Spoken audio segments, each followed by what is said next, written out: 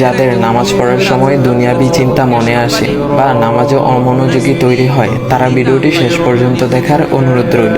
হযরত আলী রাদিয়াল্লাহু তাআলা আনহুর কাছে একজন ব্যক্তি এসেছে।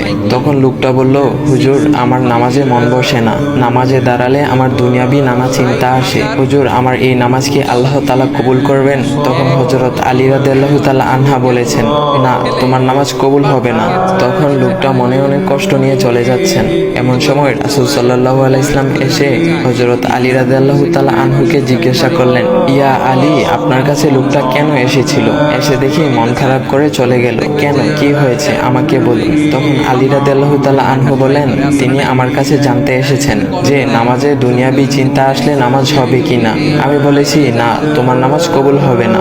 রাসূল সাল্লাল্লাহু আলাইহি ওয়াসাল্লাম তখন বলেন, ইয়া আলী, আপনাকে আমি একটা চাদর উপহার দিতে চাই, তবে একটা শর্ত আছে। আলী রাদিয়াল্লাহু তাআলা আনহু খুশি হয়ে বলেন, ইয়া রাসূলুল্লাহ, কি শর্ত তা বলুন, আমি আপনার সকল শর্ত মেনে নিব।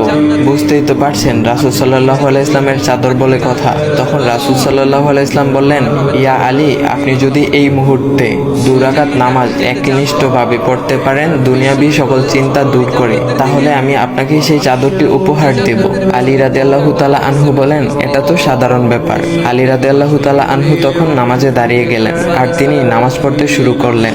এমন সময় তার মনের মধ্যে শুধু ভাবনা চিন্তা আসতে শুরু করলো, আচ্ছা, আমাকে যে রাসূল সাল্লাল্লাহু আলাইহি ওয়াসাল্লাম যে চাদরটা দিবেন সেটা কি ফাতিমার চাদর নাকি রাসূল সাল্লাল্লাহু আলাইহি ওয়াসাল্লামের? আচ্ছা, চাদরখানা দেখতে কেমন হবে? এই বিভিন্ন বিষয় নিয়ে ভাবতে লাগলেন। তিনি ভুলেই গেছেন যে দুনিয়াবি চিন্তা নামাজে আনতে রাসূল সাল্লাল্লাহু আলাইহি ওয়াসাল্লাম নিষেধ করেছেন। এর মধ্যে আলী রাদিয়াল্লাহু তাআলা আনহুর নামাজ পড়া শেষ। আলী রাদিয়াল্লাহু তাআলা নামাজ শেষ করে রাসূল সাল্লাল্লাহু আলাইহি ওয়াসাল্লামকে বলতেছেন, ইয়া রাসূলুল্লাহ, আমি আপনার শর্ত মেনেছি, এখন আমাকে চাদরখানা উপহার দেন। রাসূল সাল্লাল্লাহু আলাইহি ওয়াসাল্লাম বলেন, ইয়া আলী, আপনি কি একনিষ্ঠভাবে দুনিয়াবি চিন্তামুক্ত ছাড়া 2 রাকাত নামাজ পড়েছেন? তখন আলী রাদিয়াল্লাহু তাআলা আনহা মুচকি হেসে বললেন, না ইয়া রাসূলুল্লাহ, আমি আপনার চাদর নিয়ে অনেক কিছুই ভেবেছি।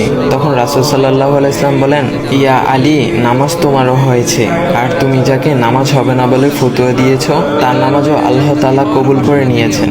শোনো আলী, দুনিয়াবি চিন্তা দ্বারা নামাজ বাতিল হয় না, নামাজ মহান আল্লাহ তাআলা কবুল করে নেন।